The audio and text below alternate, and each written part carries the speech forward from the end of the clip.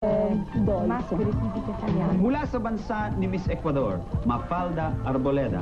Toro de balsa de palo y simboliza la fauna de I drawn a flower made out of wood, special wood from my country. It represents the nature of my country.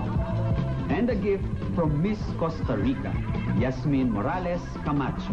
I brought a wagon that is very, very special in my country. It's a typical characteristic from my country.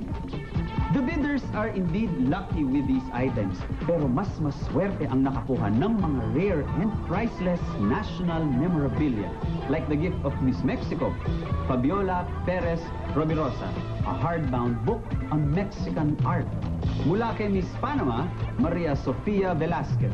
We have are like images, I don't know, figures, and they were made of gold. So what I have is a representation of this in gold, made framed. Ang pasalubong ni Miss Bahamas, Mecca Knowles. Framed with 4 quincentennial dollars. In 1992, we celebrated the quincentennial year. Galing kay Miss Jamaica, Angeli Martin, isang unique Jamaican framed painting. A remembrance from Miss Cook Islands, Lailani Brown, a 1992 edition collector's souvenir banknote proof coin set. Regalo ni Miss Canada, Suzanne Rothfuss. I brought a print. It's a picture of the landscape of Canada. From Miss Germany, Tanya Wild, a one-of-its-kind replica of Germany's pride, the Mercedes-Benz. Mula kay Miss Switzerland, Patricia Feisler, an original rock from Mount Eger and a picture frame. Alaala mula kay Miss Guatemala, Katya Schoenstedt, a collector's item, a 1543 silver coin commemorating Antigua. From Miss British Virgin Islands, Delia John Baptiste. I brought a ship in a bottle, and that's just not any ship. That's from the ship that Columbus sailed when he discovered the British Virgin Islands. And a priceless remembrance from Miss Greece, Rhea Tutunzi. It's an ancient Greek plate. It has ancient Greek drawings on it, and it represents Greece. Mabilis din ang benta ng mga precious ethnic ornaments and jewelry na pasalubong ng mga kandidata, like the leather and silver necklace engraved with Indian figures from Miss Puerto Rico, Brenda Robles. Mula kay Miss Honduras, Jem Hillock. I brought it something like a trunk. It's made out of caoba wood. We export that also. And it's made, the people has different little houses on it. A priceless antique treasure box from Miss Korea, Sun Young Hoon.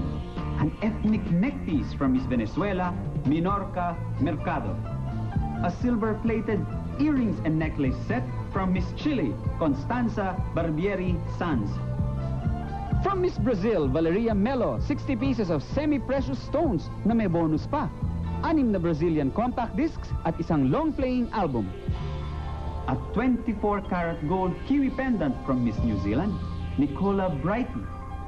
And last among the precious ornaments, a commemorative necktie for the 60th birthday and 40th anniversary of King Baudouin, who died in 1993. A historical piece from Miss Belgium, Christelle Roeland. And the night's top grossers, the top 10 highest paid items. At number 10 from Miss Argentina, Solange Magnano.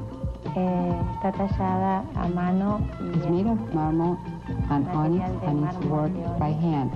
At number 9, a tie between Miss Colombia, Carolina Gomez, with her 24-karat gold-plated ethnic bracelet, and Miss Australia, Michelle Van Emerens, huggable sheepskin koala bear. At number 8, a close fight between Miss Zimbabwe, Yvette de Almeida's heavy stonehead figurine, and Miss Malaysia Lisa Ko's framed pewter world map. At number 7, ang regalo ni Miss Netherlands, Irene van Velar, a Rembrandt Film Award statuette equivalent to the Oscar. At number 6, a sturdy white mother-of-pearl chest box from Miss Philippines, Charlene Gonzalez. At number 5, mula kay Miss Paraguay, Liliana Gonzalez Mena, a silver Guampa drinking cup made from cow horn.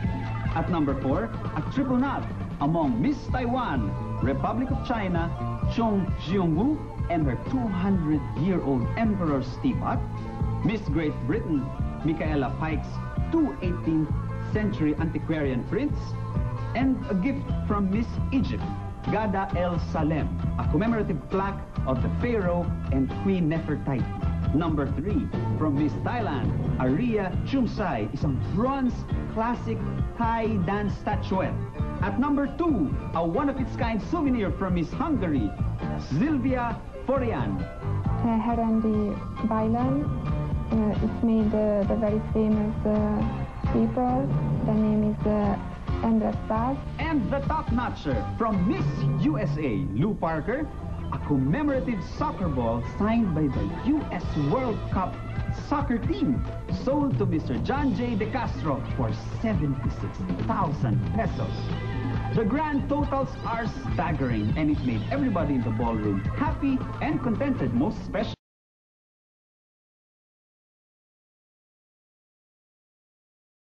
the main benefactors of the night, the Fabelia Foundation.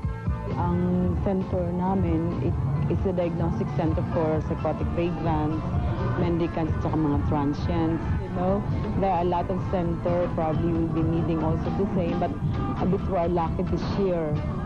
Siguro dahil na rin sa dami ng mga nakikita natin mga pulubi sa paligid na kailangan matulungan at mga taong naghihirap. On behalf of the Department of Social Welfare sa Fabelia Center, I would like to thank the organizer and the candidates for the Miss Universe 1994 for bringing their gifts for us for this auction, and I think the benefits that it will gain will mean a lot to the Filipino people. The National Gifts State Auction of the Miss Universe 1994 of the Islands, Philippines, a living proof that indeed charity begins at home. We'll bring you more interesting highlights and sidelights of the 1994 Miss Universe when the 5-day countdown returns after these.